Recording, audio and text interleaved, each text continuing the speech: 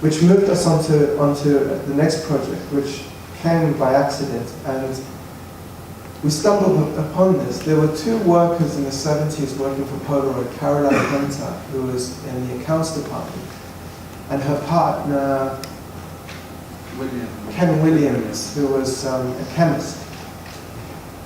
And they were both black, and she noticed on the accounts sheet, at the time, Polaroid was earning $100 million. And 10% of that, $1 million, was coming from South Africa. And she was like, this is not making sense. And they investigated, and they discovered that Polaroid had essentially, more or less, developed a camera, because the apartheid government at the time was insisting that every non-white, non-citizen carried a passport, an infamous kind of document, which was a passport that had a frontal and a side-on image of the person, and the reason why they were allowed, whether they were employed in passing through into white areas. And if you were caught without that document, you were jailed for up to for years.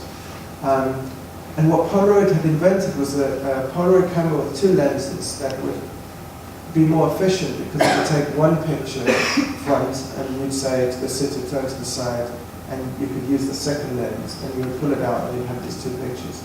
But more interestingly, it had a button at the back called the boost button, which emitted something like 46% or so more light, which was necessary for darker skin.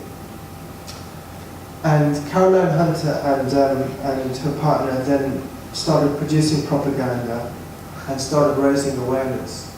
And by 1976, to cut a long story short, Polaroid eventually did leave South Africa, and it was the beginning of the divestment movement that led to eventually all the big banks and Ford and General Motors leaving South Africa, which led to the demise of apartheid, because the government was finally broke. And what we did is got hold of the original camera, which was called the Polaroid ID2, that was developed, and we bought it for kind of £10 off the internet. And Ollie and I went off on separate kind of road trips through South Africa with two of these cameras. Not quite knowing what to take a picture of, because anything we took a picture of would be a political document and would be sufficient. But all we did was we got a guidebook with one of the cameras, and we said to each other, okay, whatever we do, let's just ignore all the rules.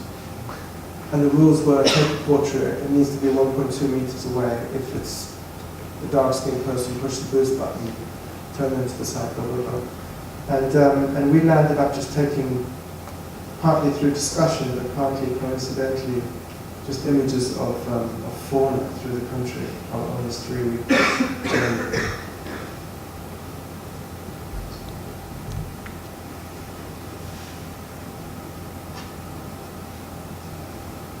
You can see that split down the middle that was designed in. On the left you have a portrait, and on the right you have a profile.